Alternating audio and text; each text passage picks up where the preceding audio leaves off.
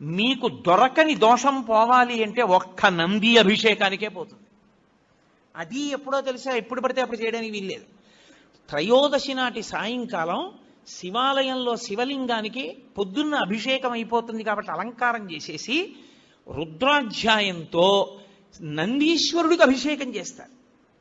అభిషేకం చేసి నంది మూర్తినంతటినీ కడిగి అలంకారం చేసి చందనం బొట్టు పెట్టి నందీశ్వరుడికి శివలింగానికి ఏకకాలంలో హారతిత్తితే సమస్త దోషములు ఉపశాంతి పొందుతాయి. ఒక్క త్రయోదశి నాడే, ఇక ఇంకొక రోజు లేదు దానికి. దోష నివారణార్థం చేసేటటువంటి అభిషేకం నందీశ్వరుడికి ఉంది ప్రదోష వేళలో.